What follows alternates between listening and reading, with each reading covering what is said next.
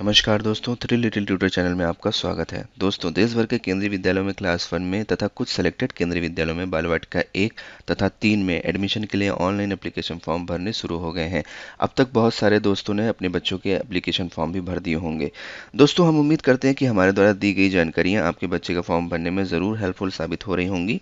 दोस्तों, फॉर्म भरने के बाद जो अगला स्टेप होता है एडमिशन के लिए, वह होता है लॉटरी सिस्टम, जिसको कि केंद्रीय विद्यालय संगठन द्वारा किया जाता है। इसकी पूरी प्रक्रिया को आपको केंद्रीय विद्यालय संगठन के ऑफिशियल यूट्यूब चैनल पर लाइव वीडियो के माध्यम से जिस दिन ये लॉटरी हो रही होती है वो दिखाया भी जाता है, ताकि ट्रांसपेरेंसी एडमिशन में बनी रहे। इसी तरीके से दोस्तों, अगर फॉर्म भरने से पहले आपको एक बेसिक आइडिया हो जाए कि किस प्रकार लॉटरी प्रक्रिया होती है, तो आप फॉर्म भरते समय उन सब इंपॉर्टेंट बातों को ध्यान में रखेंगे जिससे आपके बच्चे के जो लॉटरी सिस्टम में नाम है वो आने के चांसेस ज्यादा हो, हाईएस्ट हो। तो दोस्तों, इस चीज को ध्यान में रखकर हम इस वीडियो में आपको बहुत ही आसान भाषा में यह समझाने जा रहे हैं कि एडमिशन के लिए लॉटरी प्रक्रिया, जो लॉटरी सिस्टम है, वो कैसे काम करता है। तो चलिए दोस्तों, आगे बढ़ते हैं और आपको बताते हैं। दोस्तों, क्लास 1 में एडमिशन के लिए जो लॉटरी सिस्टम कराया जाता है उसमें कई स्टेप होते हैं, जो कि सबसे पहले पहला स्टेप, उसके बाद दूसरा, दूसरे के बाद तीसरा, तीसरे के बाद चौथा, ऐसे ऐसे करके स्टेप्स आगे बढ़ते हैं और लॉटरी की प्रक्रिया आगे बढ़ती है। तो दोस्तों, सबसे पहले देखते हैं पहला स्टेप। तो पहले स्टेप में दोस्तों, क्लास 1 में हर सेक्शन में कुल 40 सीटों में से 10 सीटें आरटी कोटा के तहत भरी जाएंगी। ये 10 सीटें लॉटरी के माध्यम से उन सभी एप्लीकेंट्स में से भरी जाएंगी जो कि SC, ST, EWS, BPL, OBC non creamy layer या फिर child with special need category के हैं। दोस्तों, child with special need category के अंतर्गत दिव्यांग बच्चे आते हैं, जो कि चिल्ड्रन विद स्पेशल नीड की कैटेगरी में शामिल किए गए हैं। और दोस्तों, यहाँ पर बताया गया है कि विद्यालय के आसपास के क्षेत्र के नेबरहुड में रहते हैं। तो दोस्तों, विद्यालय के नेबरहुड से क्या मतलब है, तो जैसे कि हम अपनी पिछली वीडियो में भी आपको बता चुके हैं कि आरटी कोटा में एडमिशन के लिए जो एक इम्पॉर्टेंट रूल है वो ये है कि अगर आप शहरी क्षेत्र में रहते हैं तो आपके घर से जो केंद्रीय विद्यालय की रेडियल डिस्टेंस है वो 5 किलोमीटर के बराबर या फिर उससे कम होनी चाहिए। और इसी तरीके से अगर आप ग्रामीण क्षेत्र में रहते हैं तो आपके घर से जो केंद्रीय विद्यालय की रेडियल डिस्टेंस है वो 8 किलोमीटर के बराबर या फिर उससे कम होनी चाहिए। तो इसी को यहाँ पर नेबरहुड बताया गया है। इसके बाद दोस्तों, दूसरे स्टेप में जो लॉटरी प्रक्रिया होती है उसमें विशेष आवश्यकता वाले बच्चे, चिल्ड्रन विद स्पेशल नीड के लिए SC, ST, OBC non creamy layer और जनरल कैटेगरी की लॉटरी की जाएगी। इसमें प्रायोरिटी कैटेगरी के हिसाब से एडमिशन दिया जाएगा। उसके बाद दोस्तों, जो तीसरे स्टेप में लॉटरी कराई जाती है वो आती है आरटी और सीएसडब्ल्यू कैटेगरी के बच्चों को एडमिशन देने के बाद जो सीटें बचती हैं उनके लिए। तो दोस्तों, जो सीटें बचेंगी उनको प्रायोरिटी कैटेगरी के अनुसार भरा जाएगा। इसमें कैटेगरी 1 और कैटेगरी 2, और दोस्तों ये कैटेगरी 1 कैटेगरी 2 जो आपके सिविल या डिफेंस सेक्टर के केंद्रीय विद्यालय हैं उनके लिए एप्लीकेबल होगा। और इसी तरीके से जो प्रोजेक्ट सेक्टर या फिर आईएचएल, इंस्टीट्यूट ऑफ हायर लर्निंग के अंतर्गत आने वाले केंद्रीय विद्यालयों हैं उनमें कैटेगरी 1, 2 और 3 दिन, ये तीनों कैटेगरी को जो है यहाँ पर शामिल किया गया है। तो यहाँ पे कैटेगरी का मतलब है सर्विस प्रायोरिटी कैटेगरी। तो दोस्तों, इनके छात्रों को एडमिशन दिया जाएगा। यह प्रक्रिया अवेलेबल सीटों की संख्या पूरी होने तक या फिर कैटेगरी 1 और कैटेगरी 2, इसी तरीके से प्रोजेक्ट सेक्टर या आईएचएल केंद्रीय विद्यालय के कैटेगरी 1 से लेकर 3 तक के सभी रजिस्टर्ड एप्लीकेंट को एडमिशन देने तक जारी रहेगी। तो दोस्तों, इस तरीके से तीसरी स्टेप्स जो है वो पूरी होती है लॉटरी प्रक्रिया की। अब आगे बढ़ते हैं और देखते हैं कि चौथे स्टेप्स में क्या होता है। तो दोस्तों, चौथे स्टेप में अब तक के RTE, CWSN child with special need category 1 और कैटेगरी 2, और इसी तरीके के प्रोजेक्ट सेक्टर या फिर institute of higher learning sector के जो कैटेगरी 1 से लेकर 3 तक के सर्विस प्रायोरिटी कैटेगरी के एप्लीकेंट हैं, तो इनके तहत जो एडमिशन प्राप्त सभी SC, ST, OBC non creamy layers छात्रों की संख्या को जोड़ा जाएगा।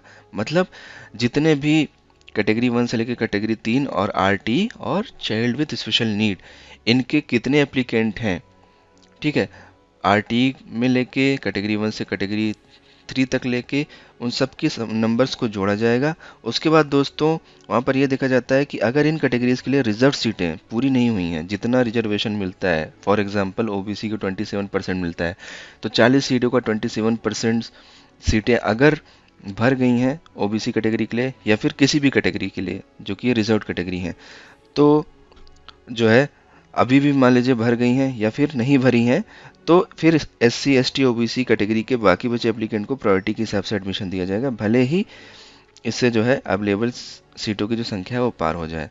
यानी कि भले ही स्ट्रेंथ के पार चली जा रही है सीटों की संख्या, लेकिन अगर रिजर्व कैटेगरी का जितना कोटा है वो पूरा नहीं हो रहा है, मतलब सीटें भर गई लेकिन कोटा जितना उनको मिलना चाहिए रिजर्वेशन का लाभ उतना नहीं मिल पा रहा है, फिर भी जो है तो जितने भी बचे हुए एप्लीकेंट हैं इन कैटेगरीज के SC ST OBC non creamy की कैटेगरी के, इनके द्वारा ये सीटें भरी जाएंगी। उसके बाद दोस्तों अगले स्टेप की जो लॉटरी होगी वो 5th लॉटरी होगी।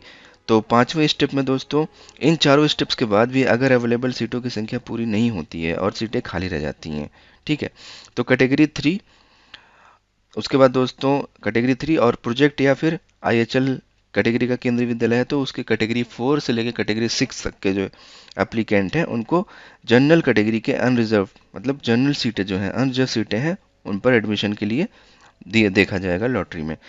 लेकिन दोस्तों RTE के तहत जो SC ST OBC non criminal के बची हुई रिजर्व सीटें हैं उनको खाली ही रखा जाएगा। मतलब 5th स्टेप में जो 5वें स्टेप में लॉटरी होगी इसमें कैटेगरी 3 से लेकर कैटेगरी 5 तक के लोगों को देखा जाएगा और कैटेगरी 4 से लेकर कैटेगरी 6 तक अगर इंस्टीट्यूट ऑफ हायर लर्निंग या प्रोजेक्ट सेक्टर का स्कूल है तो उसमें जो अनरिजर्व सीटें बची होंगी उनमें जो है एडमिशन के लिए लॉटरी निकाली जाएगी। इसी तरीके से छठे स्टेप में दोस्तों 6th स्टेप में बची हुई रिजर्व सीटों को भरने की प्रक्रिया होगी। अगर ऑनलाइन रजिस्ट्रेशन के दौरान पर्याप्त संख्या में रिजर्व कैटेगरी के एप्लीकेंट उपलब्ध नहीं होते हैं तो विद्यालय द्वारा अलग से एडमिशन नोटिफिकेशन जारी करके उस स्पेशल रिजर्व कैटेगरी के एप्लीकेंट के लिए ऑफलाइन रजिस्ट्रेशन करवाया जाएगा। फिर इन एप्लीकेंट्स को उनकी प्रायोरिटी कैटेगरी के अनुसार एडमिशन दिया जाएगा। अगर इसके बाद भी रिजर्व सीटें खाली रह जाएंगी तो ये नियम अपनाए जाएंगे। RTE के तहत रिजर्व सीटों को किसी भी सिचुएशन में किसी दूसरी कैटेगरी में नहीं बदला जाएगा। SC ST की खाली सीटों के लिए SC और ST की खाली सीटें आपस में बदली जा सकती हैं, SC की सीट ST से और ST की सीट SC से, लेकिन यह केवल तभी होगा जब कुल SC और ST छात्रों की संख्या अभी भी रिजर्व सीटों से कम हो। उदाहरण के तौर पर यदि किसी केंद्रीय विद्यालय की एक सेक्शन में SC के लिए 6 और ST के लिए 3 कुल 9 सीटें रिजर्व्ड हैं और पहले ही 8 SC और 1 ST छात्रों को एडमिशन मिल चुका है, तो अब यदि कोई ST छात्र नहीं है तो SC की सीटें बढ़ाई नहीं जाएंगी क्योंकि SC और ST की संख्या पहले ही 9 हो चुकी है। OBC नॉन क्रिमिनल की सीटें SC ST या RT की सीटों के साथ आपस में नहीं बदली जा सकती। अब दोस्तों यहाँ पर एक 8वां स्टेप आता है। यहाँ पर यह बताया गया है कि OBC नॉन क्रीमी लेयर की खाली सीटों के लिए छठी स्टेप्स के बाद भी OBC नॉन क्रीमी लेयर की रिजर्व सीटें यदि खाली रह जाती हैं तो उन्हें प्रायोरिटी कैटेगरी की वेटिंग लिस्ट में से जो एप्लीकेंट हैं उनको अवेलेबल स्ट्रेंथ को पूरा होने तक के लिए भरा जाएगा। तो दोस्तों इस तरीके से जो है वो लॉटरी प्रक्रिया कराई जाती है और इस तरीके से केंद्रीय विद्यालय संगठन जो है वो ऑनलाइन लॉटरी आपके एप्लीकेशंस की प्रोसेस करते हैं, आपकी सर्विस प्रायोरिटी कैटेगरी के हिसाब से, आपके रिजर्वेशन के हिसाब से। इस तरीके से सर्विस प्रायोरिटी कैटेगरी को ध्यान में रखकर, रिजर्वेशन को ध्यान में रखकर लॉटरी प्रक्रिया जो है वो की जाती है और लॉटरी लिस्ट निकाली जाती है जिसमें आपके बच्चों के नाम आते हैं। तो दोस्तों उम्मीद करते हैं कि ये वीडियो आपके लिए ज़रूर यूज़फुल साबित होगी। अगर आपके अभी भी कोई प्रश्न है, आपको कोई चीज़ नहीं समझ में आया है तो आप कमेंट के माध्यम से हमसे पूछ सकते हैं।